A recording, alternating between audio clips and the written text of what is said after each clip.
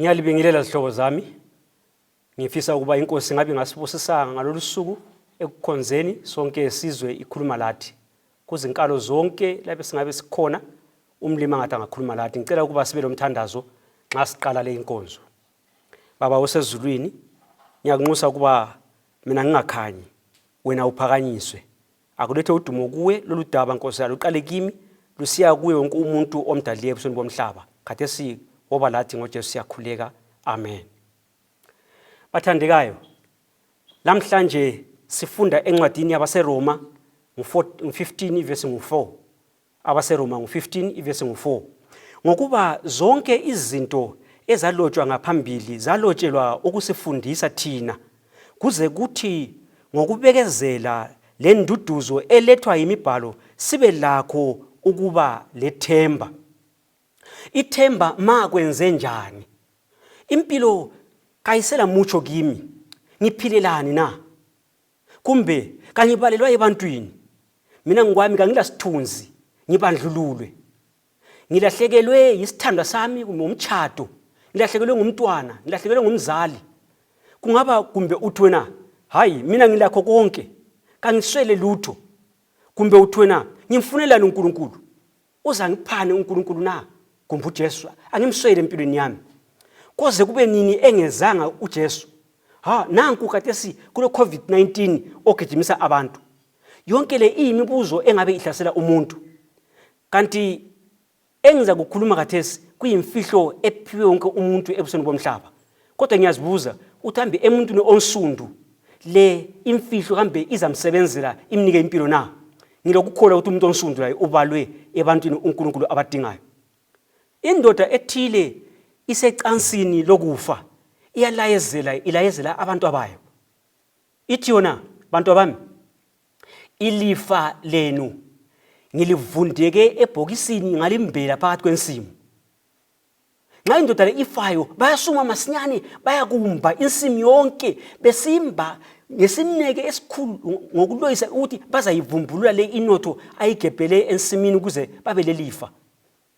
Bathandekayo, bagebha ubusika badlula kwazi kwafika isikhathi sokuthi izulu selinile. Bamiswa ukuthi sokumele kuhlanyelwe.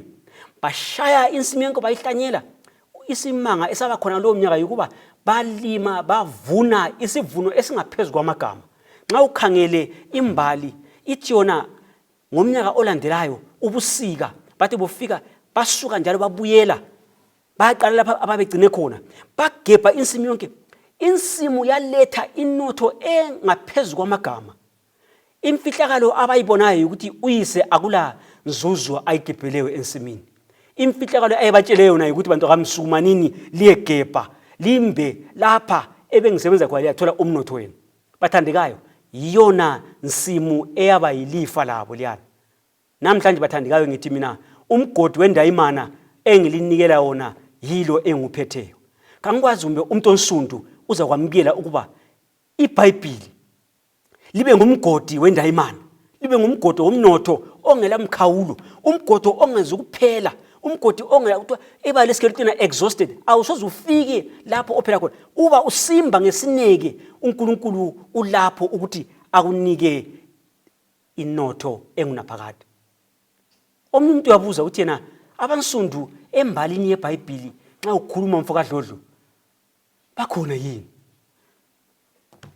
EBhayibhelini omunye eloba uthi yena unguDr. Williams. Uthi yena iBhayibheli liyimbali yabantu abansundu. Isimanga leso ngobunganakani ukuthi abantu abansundu balethelwe iBhayibheli ngabanye abantu. Kodwa yena uthi yena iBhayibheli liyimbali yabantu abansundu. Nxa ephangisa uthi yena ekugcineni kwenkulumo yakhe, zwana ngikutshele umuntu onsundu, ungesabi. Isaiah 41 verse 10. Ungesabi ngoba ngilawe, uNkulunkulu otsho njalo. Bathandekayo, ngikhuluma le inkulumo ngikhangele ukuthi injongo yalesi sifundo yikuthi selekwe yimibuzo engapheliyo ngempilo. Khathesi sikhuluma ngabo tsunami abadlulayo. Sikhuluma ngeterrorism, ubugebengu obungalinganiswe. Sikhuluma sinje siyesaba masilinganisa ngempilo yakusasa. Konke esilakho umnotho wethu uyancibilika ungena phansi, amazwe kucimezile awazi lapho ayakhona. Bathandekayo, impila kahle nje lemzimbeni ingaphansi komhledla othile kukhona isigelo esilindileyo nangu okhulumayo eBola nangu okhuluma ngecancer idiabetes imikhuhlane engaqedakaliyo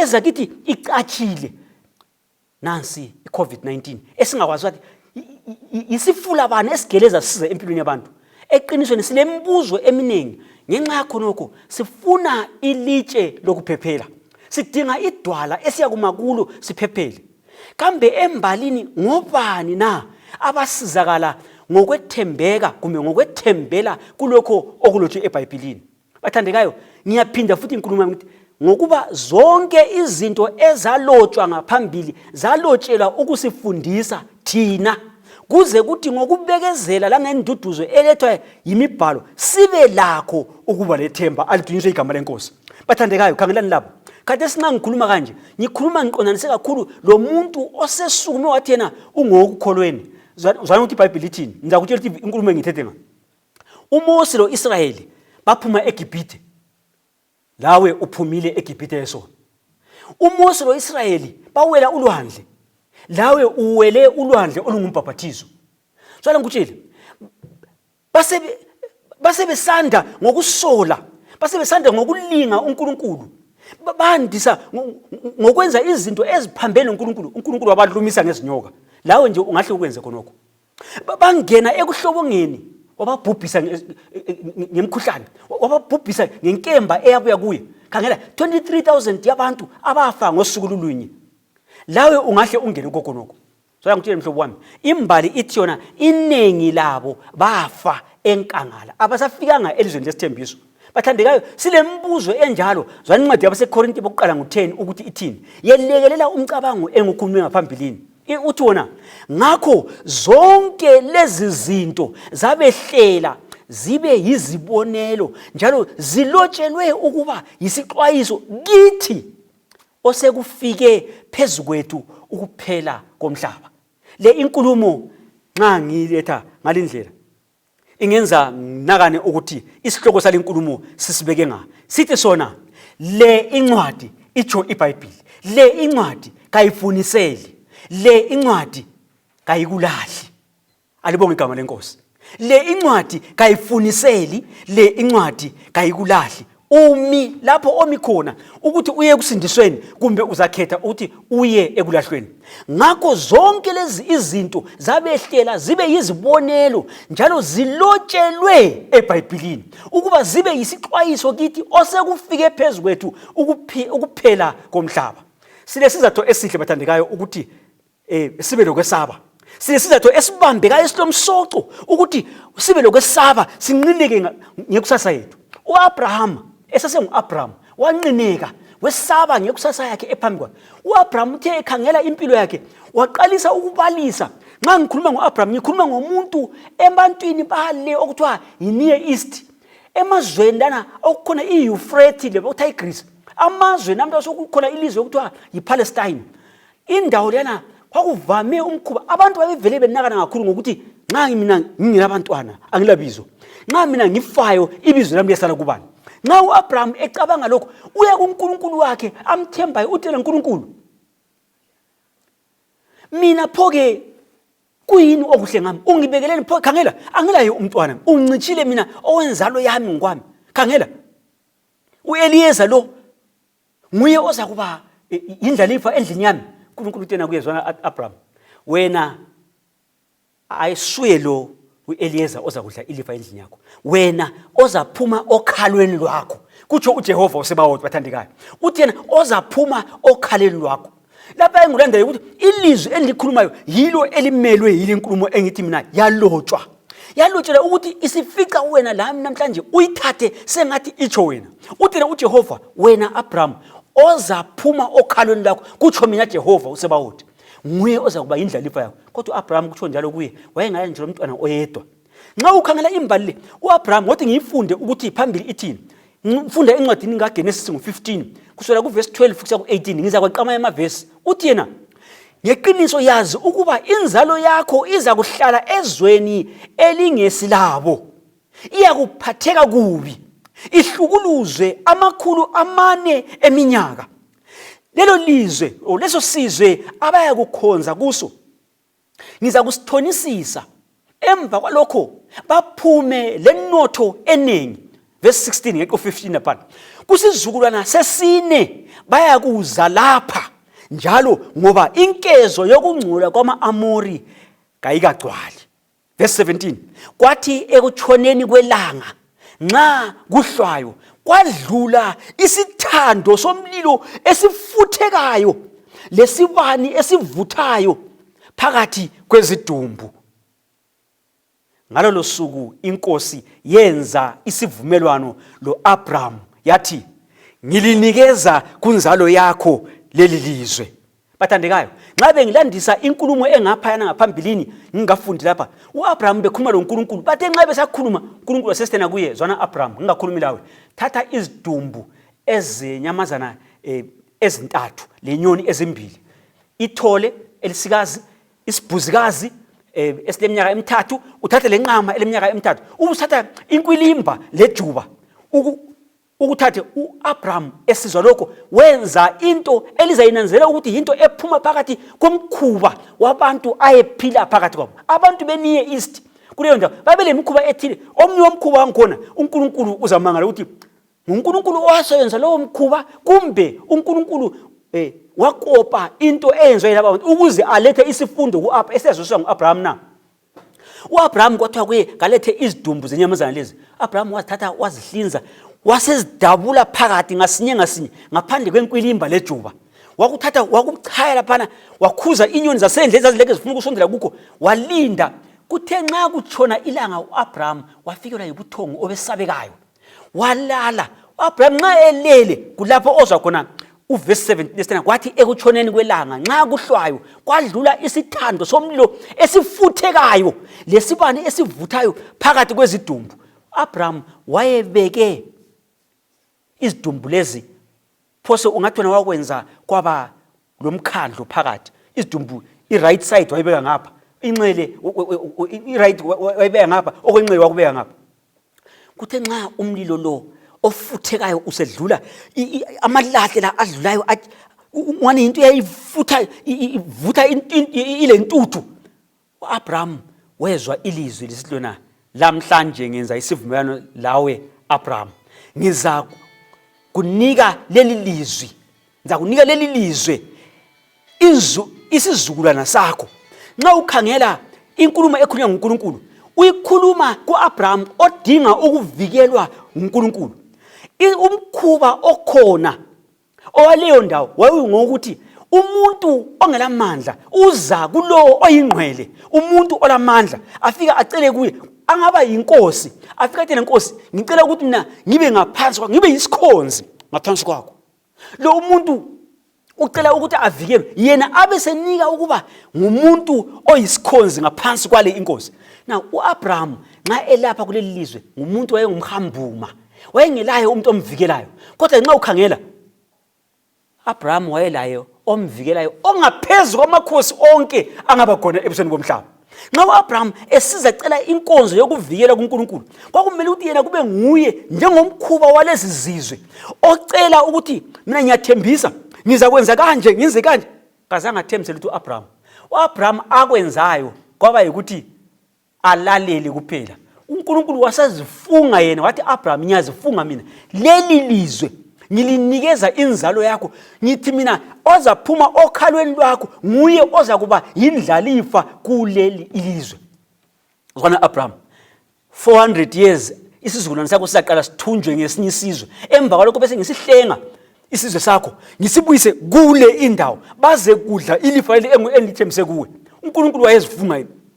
Umuntu lo phakathi kwemkhuba le limvumele mbuyele futhi emkhutsheni lwa, umuntu lo wayethi efunga athi yena ngilethele izidumbu zenyamazana ukuze zithwale ubufakazi, kutshiwo ukuthi mina nxa ngiqhuma phakathi kwalezi zidumbu ngihamba phakathi ngithi mina ngifunga ngegazi ukuthi nxa ngingasabanga ngothembekileyo kulesi sifungo mina impilo yami isengozini. Lo muntu wayefunga ngalokho. Khangela ukuthi ngubani ngathi sanhle ofungayo, khangela ukuthi ngubani owenza inkulumo enjengale ize fika la kuwe la kimi namhlanje. uNkulunkulu ngokwakhe uthi yena Abraham, wena ucele ukukhonza lokuvikelwa, mina ngiza kuwe ukuthi ngikutshengise isifungo. uNkulunkulu wasebenzisa okufana lomkhuba walabo bantu kulesika ukuthi uAbraham abone isisindo sokuthi uNkulunkulu uqiniseke kangakanani. Alibonge igama kaJehova uNkulunkulu. uNkulunkulu kasomi, uNkulunkulu kafuniseli, uNkulunkulu kayikulahla nxa ekhuluma into ayibhale kule incwadi. Le incwadi kayifuniseli. Incwadi le ayenzi okuthiwa yi-guesswork. Hayi, uNkulunkulu nxa ebhale leli lizwi uthi lalotshelwa thina osekufike kithi ukuphela kwesikhathi. Alidunyiswe igama likaJehova. Nxa namhlanje sinakana ukuthi ukuphela kwesikhathi kusiphathe kubi, kodwa ngitshela mhlobo wami, sukuma masinyane uyedinga impendulo ngoba impendulo isikhona. Alidunyiswe igama likaJehova. Nxa ngikhangela lapha umuntu ofungayo lapha nguJehova. Uthi yena umahluko okhona ukuthi mina uNkulunkulu ngiza kukuvikela. Khangela uverse 6 wesahluko ngisifundileyo uGenesis 15. Uthi yena uAbraham wakholwa enkosini, yambalela kuye kwaba yikulunga. Alidunyiswe igama likaJehova. Mntaka kaNkulunkulu, lapho khona nxa kulento endandini ngikukhumbuze yona, incwadi yamaHebheru, incwadi yokukholwa chapter 11, ithi yona angeza ke umthokozise uJehova ngaphandle kokuba ube lokukholwa. Lungisa inhliziyo yakho, lungisa impilo yakho ibe ngeyokukholwa. Bathandekayo, akula lutho olwathabisa lwajabulisa uNkulunkulu ngoAbraham. Akazange amthenge ngenzuzo, akazange amthenge ngokuba ngumuntu olegazi elithile, akazange amthenge ngokuba ngumuntu ovela kwenye indawo. uNkulunkulu akuthanda kuAbraham. uAbraham wakholwa enkosini, yambalela kuye kwaba yikulunga. Ukulunga kwaba ngokwabani? Akusiko kwaAbraham. Ukulunga kwaba ngokwalowo omgqokisayo. Wamgqokisa ukampokwe isigqoko somthimba, isigqoko esimhlophe esitsho ukulunga kwaNkulunkulu. Alidunyiswe igama likaJehova. Ngoba uNkulunkulu kadingi ukuthi uze lokulunga kwakho. uNkulunkulu uthena woza ekulungeni kwakhe. uNkulunkulu kathi uthi yena woza wena unithembise into ozanika zona. Hathi uthi uNkulunkulu mina ngiyazifunga, mina Jehova ngithi ngiza kuba ngumgcini wakho, ngizaba umuntu ovitsha phezulu, avitshe enhlangothini, avitshe emva kwakho, ngiza kuhamba phambili kwakho, mina ngiza kucanda indlela. Abraham, hamba phambili kwami uthembeke. Wena okwakho yikuthi umkholwe uJehova, inkosi bese ikubalela kuwe kube yikulunga njengakuAbraham. Bakhona abake balithemba ilizwi leBhayibheli leli. Bakhona nxa ukhangela ngemva kwe430 years, nxa ufunda nami incwadi kaExodus 12 anizokuyifunda la, kodwa ke ngiyabalisa nje amazwi akho. Exodus 12 iverse 40 lo 41. Uthi khona uMosi ebalisa esuka phambi kaFaro, uthi yena ukuhlala kwabantwana baIsrayeli eGibhithe kwaba yiminyaka engu430 ukwedlula kweminyaka. Nxa ukhangela ukuthi nxa ukusukela kuleyo minyaka ubuyela emuva, i430 years ibalisa mhla uJakobe esuka elizweni lakhe esiya khonza eGibhithe koFaro, hathi ngoba edonsele khona, kodwa ke ngenxa ukuthi uJosepha owayemlahleke wayefunyanwe lapho. uJakobe wasetshiya indawo yakhe wahamba wayaphila endaweni yaseGibhithe. Kusukela mhla lokho uyakhangela ubone izinto ziguquka leke zitshiyana, kwaze kwaya uFaro owayengamazi uJakobe loJosepha, waze wathatha indawo, waze wanaka no madoda laba abantu nxa leke besanda besowanenge endaweni yethu la, abantu laba baza kuba lukhophe kithi la. Asenze into oluthile. uNkulunkulu ukhangele yena ubala isikhathi sakhe. Kambe ukhona ongalithemba ilizwi laJehova?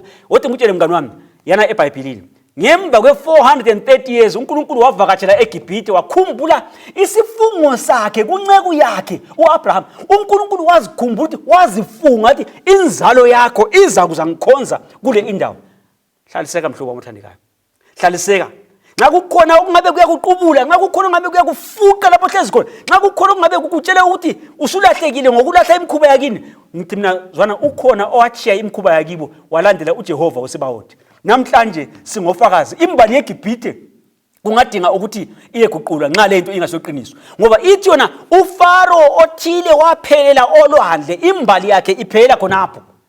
uJehova ekhumbule isifungo sakhe. Ngabe namhlanje silapha hlobo esithandekayo singema ngoba lincwadi ithembekile. Incwadi le iba lesikele iaccurate. Incwadi le iyanika le allowance wayethe yena 400 years kodwa khangela nxa uMose eloba uthi yena yi430 years eyadlulayo. Nxa ukhangela uNkulunkulu kulezinto ezinye thina njengabantu esiyasibe simnxiba simvalele ukuthi enze into ezithile.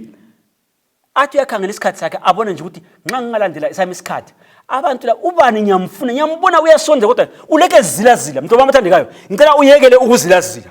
I400 years kaNkulunkulu indaba ingaqhumekanga exactly khonapho kanye lapho kuphela khona i400 years. Ungabalisa kukhona mhlawumbe okuchaya amanzi kwaphana. Kodwa ngithi mina kuwela kimi namhlanje asibe yilabo ababaliswa umhlabeleli. Sihlabelelo 125 ivesi 1. Le ivesi yayifundwa intombi yomswazi, intombi yakochabalala nxa yayisitshona asikhulekeni bantu abami. Siguqe sikhuleka uze iqalithi yona bona abathemba kuJehova banjengentaba iZiyoni yona ehlezi ingela kuzanyazanyiswa. Bathandekayo ukwethemba uJehova kwenza unganyikinyeki ufana lentaba emi lapho emi khona lapho enzalwa khona ikhona intaba okuthiwa intaba kayikhonjwa iselokhu yema khonapho ebuntwaneni bami sengize ngingaka ilokhu imi khonapho. Bathandekayo labo abathemba kuJehova labo abathemba ilizwi likaJehova bemi njengentaba engela kuzanyazanyiswa. Bathandekayo sinyikinywe nguCovid-19 amazwe angaphansi kweyezi lokwesaba kodwa zwana into ekhulunywa nguNkulunkulu uLuka 21 ivesi 26 lo vesi 28 ikhuluma ngalezo zinto zingakenzakali zona. Luka 21 ivesi 28 ithi yona abantu baphele amandla ngokwesaba bebheke lezo zinto ezizayo emhlabeni. Verse 28 nxa lezi zinto ziqala ukwenzakala lulamisani amakhanda enu libheke phezulu. Haleluya, ngoba usindiso lwenu lusondele. Alibonge igama kaJehova. Nxa sifunda le ncwadi isinika ukuthi lapho esikhona noma yini enganyikinya umhlaba kumbe ngumkhumbi ophakathi kwawo kumbe ngumkhonomi ophakathi nxa kunyikinyeka lulamisa ikhanda lakho khangele phezulu. Akuchonga ukuthi nxa liba lezi zinto uJesu sefikile ungale Korea kumbe uJesu sefikile ungale South Africa hayi qaphela kuthiwe qaphelani usesondele wena yima ube lokukholwa ilizwi lakhe eliliBhayibheli. Akuchonga ukuthi nxa libona lezi zinto uJesu sefikile kuthiwa liqaphele lulamisana amakhanda likhangele phezulu ukuze libone lapho ezavela khona indodana kaNkulunkulu. Leli bhuku lithembe alisoze likulahle. Lo umqulu uthembekile uaccurate uqonde nta. Ngoba bathandekayo nxa ngimi lapha ngifuna ukuthi ngihambe lawo masinyane akugijimela ami uye embalini indoda ethile eyayingumbusi ihlezi esihlalweni okufanyana kwayo okuzaba indlalifa kuhlezi eceleni kwayo la endaweni abakuyo indawo yomjaho wamabhiza azagadwa. Nxa abagadi bamabhiza leki begada laphana umfana ubukele laye loyise ubukele kwazise abantu bagcwele loquqaba umfana uyasondela kuyise uthi baba awuboni wena kule bhiza leliyana leke liwisa abantu umgadi ngamnyama umuntu uyalibamba liyamwisa umgadi athi uyaligada limwise balichiye bathathi baba mfuya gadi ibhiza. Baba wathi wena uyakwazi ukuthi mina ngilapha ngilindiwe la o-security baza kuthini ngami kwaphela wathi baba ngicela uyaligada ibhiza lena kwazi kwalungiswa uqhuma indawo endibe mfishane. Umfana uthi nxa efike ebhizeni lena wamukela amatomu alo walibamba ibhiza walikhokhela walingenisa endleleni laphana walimisa ibhiza lena. Umfana ekhangela indawo akuyo wabona ilanga lingapha walithatha ibhiza lakhe walikhangelisa empumalanga walikhangelisa empumalanga nanti libhiza lithotha abantu akade bekhangele baqalisa ukuchaya izandla bachaya umpululu. Angikwazi babesebenza umpululu wahlobo luphi laba bekhona kodwa abantu bachaya izandla bababaza. Umfana walithatha ibhiza walikhangelisa wangani ulithi kancane walikhangelisa empumalanga uthe nxa esefike ukucineni kwestadium ngale walithatha walingenisa ngaphansi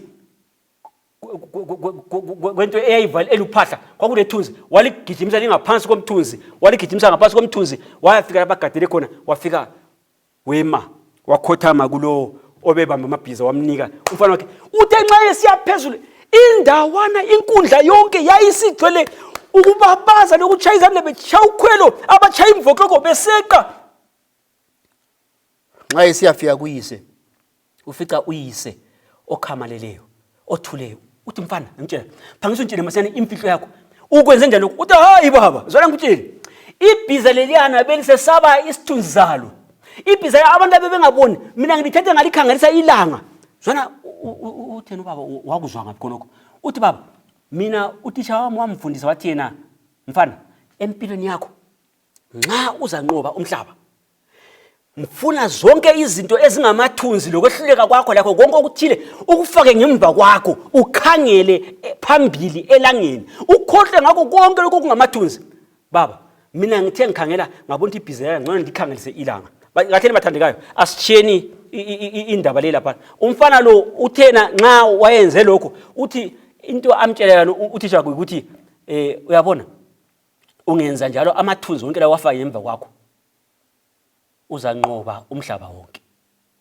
asiyombali eyaphela emlonyeni kathisha lo mfana esikhuluma ngaye ukhona embalini ezingaphandle kweBhayibheli ungahamba uyehlola indaba yakhe ithi yona uAlexander the Great ngulowo mfana imbali engilitshela yona hlobo sami thandekayo ithi yona asikhangeleni ilanga lokulunga encwadini kaMalaki uthi yena ilanga lokulunga liyeza liza kuphuma lilokusilisa emaphikweni alo nini ngalezo zikhathi abantu behlukuluzwa ngumhlaba abantu behlukuluzwa imkhuhlane abantu behlukuluzwa ngumkhonomi abantu behlukuluzwa imitshato abantu behlukuluzwa yikungakholwa abantu behlukuluzwa izinto akubalise okuzungezileyo nxa wena ubona lezi zinto mana isibindi zala ngutshele khangela ilanga lokulunga elinguJesu Kristu elizaphuma lilokusilisa emaphikweni alo incwadi le yethembeke kangaka ukuthi angeza ke ikuchiye eceleni angeza ke ikulahle themba iBhayibheli liza kutshengisa uJesu olilanga lokulunga uJesu ongumnqobi hathi omhlaba kodwa ke konke iuniverse esingabe siyikhangela uJesu nguye futhi ongumlobi waleli Bhayibheli bakhona amaqhawe okukholwa abalithembile iBhayibheli yazi ungambuza mhlawumbe ukuthi wena ngubani ombonileyo onjalo ngizakuxoxela ngendoda okuthiwa nguDesmond Doss uDesmond Doss laba abagugulayo kade ake ligugule liza kubenxa yathi ngisaqeda istory selimbone akudinge nje imbali ngoDesmond Doss lisotsha elithile elahamba labizelwa ukuya empini lona lilikholwa elesi-Adventist ujaha uthe nxa efika empini bathatha basiwa efront isimanga esabakhona kumakhomanda akhe labangani bakhe amasotsha ukuthi wayengafuni ukuphatha umbhobho yena esiya empini wathi ngasuze ngikhambe umbhobho mina ngihamba ngisiya kwenza lokho engiyakwenza uDoss wayengunesi empini ngelile ngelithile bambamba bamhlukuluza bamhleka bathi besikhangelanisa isiwula lesi uzasidlisa uzasibambisa ngesitha uDoss wathi mina ngisuze mphathe isikhali kodwa enza kwenza ukuthi mina ngizaba ngomsebenzi wami ngizathembeka wasebenza kungayikwenza lafika ilanga elingaliyo kwathi kwenye indawo zihlangene amasotsha amaningi afa kuleyo ndawo kodwa uDesmond Doss wahwatsha khonapho abantu abangu-70 amasotsha eAmerica ewahwatsha lapho belimele wabahwatsha wayababeka endaweni evikelekileyo uDesmond esenze njalo walimala kakhulu bathe nxa sebesilile abantu labana sebefikile ekhaya kwakhulunywa indaba enkulu wathiwa sifuna ukunanza amaqhawe athile uDesmond Doss wagqokiswa isicoco esingela kubalwa uthi yena upresident walelo lizwe mina ukuba ngupresident ngubala njengomsebenzi kumbe njengesicoco esincane kakhulu kula lokhu okwenziwe yile indoda engakaze ngiyibone inkulumo kumbe engakaze ngihlangane lomuntu owenze njengayo umuntu okhethe ukuthi ayekele isikhali sokulwa athi yena uza kuma ngokukholwa okuseBhayibhelini bathandekayo ngamaqhawe okukholwa oAbraham kabasekho le 4000 years kachana oAbraham sebekhonapha eduze phakathi kwethu ikhona indoda ephileyo futhi indoda okuthiwa nguRobert Wong ejele yesiChina nxa itshela umfundisi othile ophileyo kade ithi yona mina okwangigcina mphila 15 years ejele yesiChina yikuthi banginika iBhayibheli ngasese laphiwa ngabalalo esandleni sami iBhayibheli leli langenza ngaba lethemba ngavuseleleka insuku zonke ngenxa yani uDesmond Doss ngenxa yani uRobert Wong bathatha ilizwi leBhayibheli balenza laba yilizwi elikhonapho.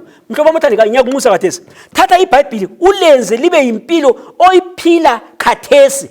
Namathela eBhayibhelini njengokuthi uNkulunkulu uphambili kwakho kathesi khonapho. uJesu wethembekile. uJesu uthi yena kasila sizatho sokwesaba kuphela uba singalibala leyo ndlela iNkosi esikhokhele ngayo endulo ekulondolozeni ilizwi elivezwe yiBhayibheli. Alibonge igama likaJehova. Bathandekayo, nxa siphetha le nkulumo thanda ukuthi ngitsho lokho. Akula sizatho sokuba sibe lokwesaba. Asila sizatho sokuthi sehluleke ukwethemba. Simi njengoAbraham, simi njengoIsrael eGibhite, simi endaweni ephuphuma isono, simi endaweni lokwesaba, simi endaweni engelamisebenzi, simi endaweni egcwele yonke into ehlukuluza impilo yakho. Mana isibindi uphathe iBhayibheli.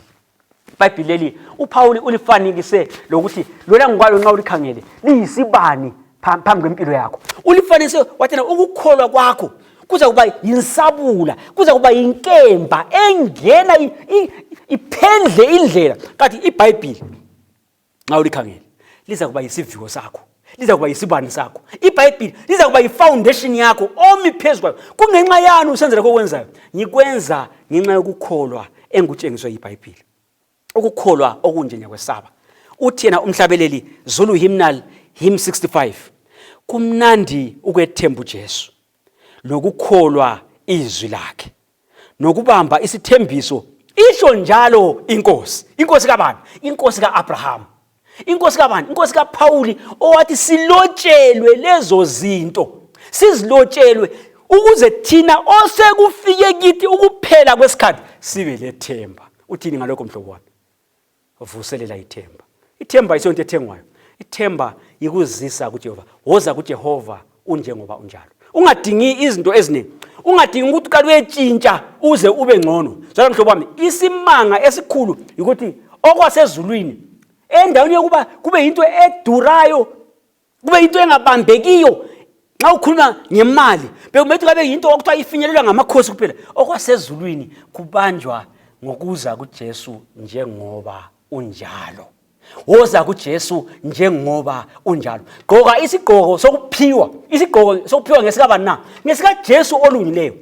Namhla nxa ngilapha ngithi mina lincwadi ayingeza ke ikulahle ngoba uJesu umelele labo abeza kuye ngokwethemba. Abeza kuye bedinga kuphela ukuthi ngifunde ukukwethemba Jesu umsindisi wami. Ngiyazi ulami wena kuze kube nini lanini. Alibonge igama likaJehova. Nxa ngiphethele inkulumo thanda kuba sikhuleke. Kodwa ke nxa sikhulekayo mfuna ukhangele emuva. uJehova ezifungile. uJehova ethembisile. uJehova ebekile imbali yakhe wayibeka ngabantu abathile wenzele ukuthi phakathi kwayo nxa simkhangela ngamabinoculars embali sibuyela emuva simbone uJehova ukwethembeka kwakhe emuntwini oza lohlupho lwakhe, emuntwini oza ngokukholwa, emuntwini oza elokulangazelela ikusasa esingayiboni ukuthi kambe ikusasa isiphatheleni kumbe ulembuzo ngayo na. Sondela kuJehova usebawuthi uNkulunkulu othembekile ungamthemba lawo.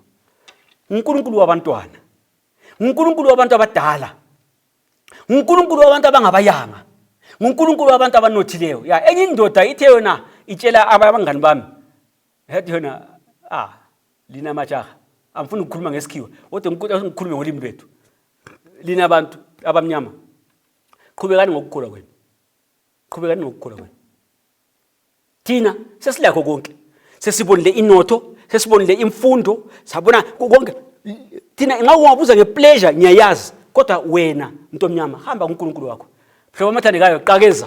Wothi amen lapho khona. Yamkela uJehova ungowabanothileyo, uJehova ungowabangabayanga. uJehova ungolabo abadingayo, ungowaba abananzwayo, labangananzwa, abangabadlululwayo, labangabadlulwa, uJehova ungowabantu bonke. Woza lenhlupho zakho. Kule incwadi kukhona ithemba elimiyo. Mana kuyo uthembe ilizwe likhulunywe lapha. Ayisoze ifunisele ayizukulahla. Asicimeze sikhuleke. Baba osezulwini, siyacela ukuba phakathi kwesiphepho esemboze umhlaba silolaka siyahalada Yebo uNkulunkulu olungileyo, senza sibe lemibuzo uNkulunkulu othando. Sondela kithi njengaku-Abrahama, sondela kithi njengaku-Desmond Doss, sondela kithi njengaku-Robert Wong, sondela kithi Nkosi njenganamhlanje simi lapha, usinike leli themba. Siyabonga Nkosi, sicela ukuhamba ngokukholwa, sithembele lizwi ngoJesu umsindisi wethu. Amen.